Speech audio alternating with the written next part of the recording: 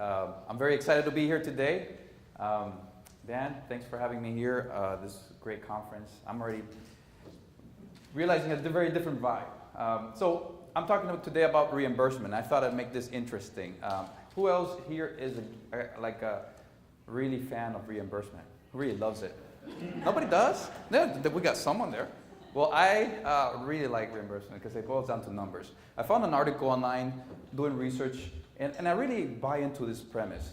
It says there's two core points of product development in the medical industry, two R's.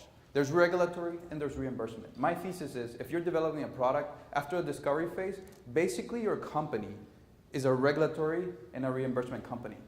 Your success is going to be measured according to milestones you hit on these two areas. And very interestingly, I'm going to introduce our company at the end so we kind of build the suspense. It's such an afterthought, reimbursement. It's so interesting.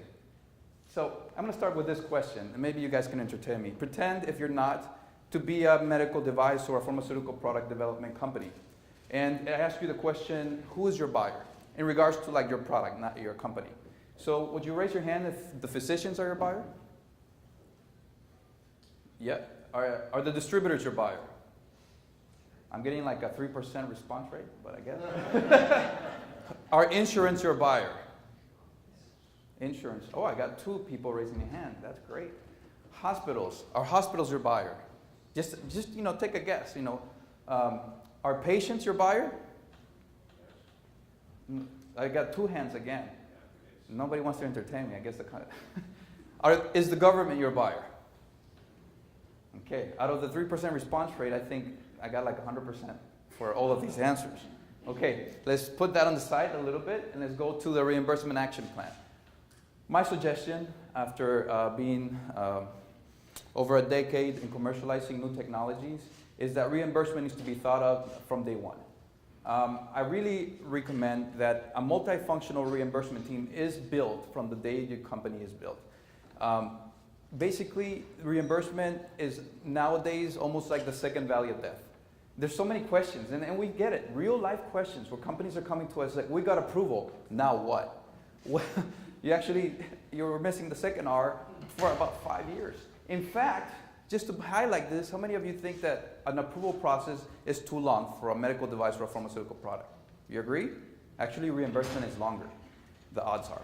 So you got to begin your strategy development at R&D stage, and you really have to integrate reimbursement strategies throughout the whole product cycle. In fact, there's a whole new trend talking about design towards the reimbursement. So you actually develop your product with reimbursement in mind.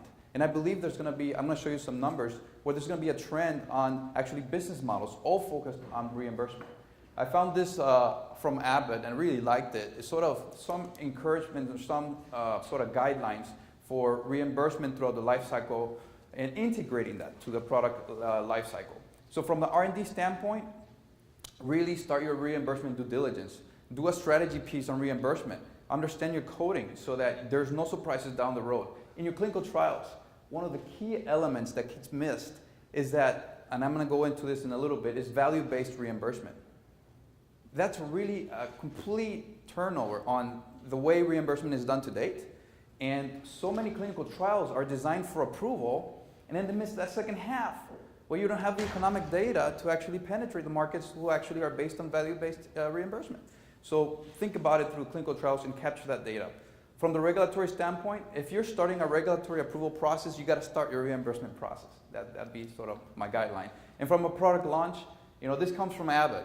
It says unlikely that you're going to have your higher codes during launch. You actually have to do that. So you're going to have to strategize your commercialization strategy to be able to adapt that. So on an elemental standpoint, coding, coverage, and payment are the 3 pillars to reimbursement. Coding, you'd have to understand your ICD-10 coding, which is very simple. I'm joking.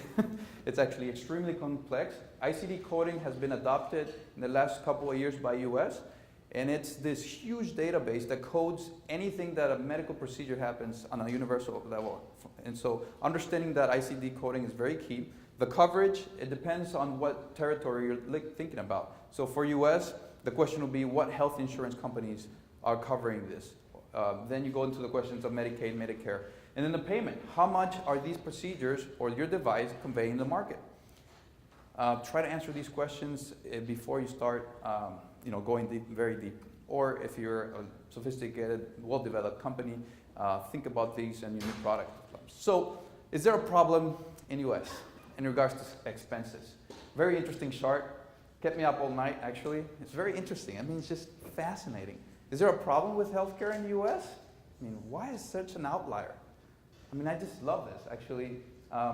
Is it really a problem? I don't know. It creates very high-paying jobs, spending a lot on, but I guess getting the return is a problem. I bring this up because, as a segue to my next topic, reimbursement is evolving significantly, and manufacturers or innovators need to stay up to date and abreast on these changes. So what's happening in the news? We see the CEO of Medtronic saying, I don't want any of my products to not be value-based. That's a big, bold statement. Value-based reimbursement. If it's not value-based, I don't want it in my portfolio. So if you look up Medtronic's CEO, you'll see vast number of interviews where he's so much advocating for this. It's pretty phenomenal, pretty interesting. He's saying if the screw is going to save $1 million, then that screw that cost you $10 to produce can be charged for $100,000 because it saves $1 million. That's the premise of value-based reimbursement, which, by the way, a lot of sophisticated economies, going back to this, a lot of them are operating under value-based reimbursement. The problem is what was happening in the US. Now, Novartis is very interesting. I really like this guy. He might be my cousin, I don't know. If you know him, let him know. So, Novartis have a $500,000 drug. Have you guys heard about this? It's a CAR T technology. First FDA immunotherapy approved for leukemia for infants. About 80% of them have a positive response rate. So that's pretty fascinating. Well, this guy is bold. He says, if it doesn't work after 30 days, you don't pay me a cent. But if it works, you pay me $500,000. I thought that was great. Well, CMS approved that a pricing scheme, and actually, as of 2 weeks, it's been reverted. It's been said that it's too risky. I mean, doesn't that incentivize innovation and true benefit? If some company's going to say, you don't pay me anything if it doesn't work? I thought so. But here's a quote from, I think, Philips Technology. I mean, current incentives are going the old ways, but really the market trends are pushing for there to be a new way of reimbursement. And if companies are not thinking about this today, I think there's a curve to be missed. So that's sort of my thesis to my presentation. So important cost models. I wanted to bring to your attention PICO. PICO is being adopted as a standardized way to do a reimbursement analysis. It has a very detailed budget impact analysis from the hospital or the practitioner standpoint. And it's something that, even if it's not required for approval in US, I recommend that you consider developing that for multiple reasons. If you're a startup and you're raising funds, it'd be great to have third-party analysis saying how your innovation is actually saving money. Because at the end of the day, that's a very important factor. It's actually very important in demonstrating value. You could actually, if you don't have reimbursement, use that to sell your product even without reimbursement. It makes sense to buy it. You know, it's very cost efficient.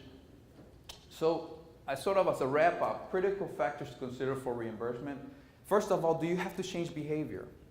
If it's not fitting very nicely, there's already a CMS code and whatnot, you have a very treacherous pathway to commercialize the technology. So that's one big important consideration. What are your target markets? I believe that your target markets internationally should be under the consideration of the reimbursement opportunity, not just the regulatory opportunity. Do you have data to show your value? And I don't mean the clinical data to show effectiveness. It's actually the data to show the economic value, because there will be countries where you won't be able to get approval, even if you have FDA approval, if you don't have that economic data. And that's a very unpleasant surprise to find. And have you developed your strategy at the right time? I'm speaking fast because Dan told me to, by the way. Not because I pulled an all-nighter looking at charts. I really got into this. So going back to the question, who's the payer? In the US, we have a very interesting, fascinating phenomenon. So the percent of GDP's expenditure on healthcare is pretty much on par with other developed countries. But whereas the surprising trend is the private expenses. Private expenses are threefold comparable countries. And so when you're developing your reimbursement strategy for the US, you have a very unique analysis to make, is how am I going to be covered by this private market, right? And you see this trend in the 1980s where private insurance expenses just kind of blew off. here's where I'm going to start making my plug, if you allow me for a couple of slides.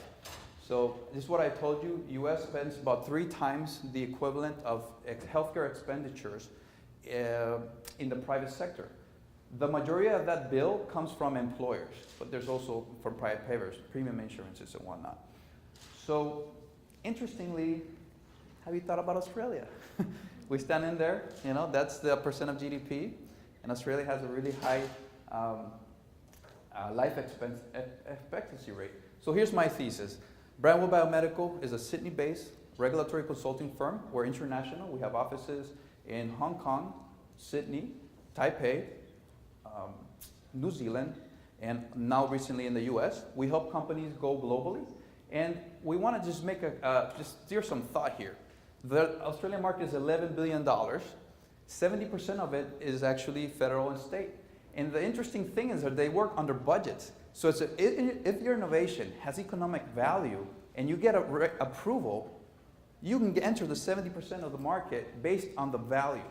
Hospitals are very interested to find out how they can actually save money with superior technology. So that's an economic incentive for innovation to be adopted. And we're all innovators, right? So it makes sense. And I won't go too much into that detail, but they're actually, the data you generate there is actually recognized by FDA. I mean, there's very high quality infrastructure, and I think you guys will hear more on this later. So going back to the global market, US, Europe, Japan, no surprise, Japan is a big market. Everybody wants to go into it. But the interesting thing is about 35% of the Japanese market is actually imported. The rest is actually Japanese market.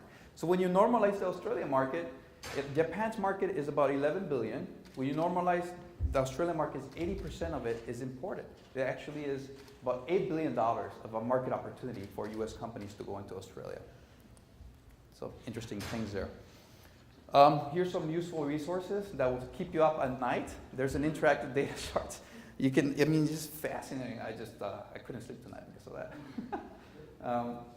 And the plug, I guess, we can help you with that. Healthcare economics is at our core. Brandwood Biomedical, as a company, has been around for about 20 years. We've helped mammoth companies to the smallest startups commercialize the technologies, build the right regulatory and reimbursement strategy to bring innovations to the market and make an impact in people's quality of life. Thank you for your time today.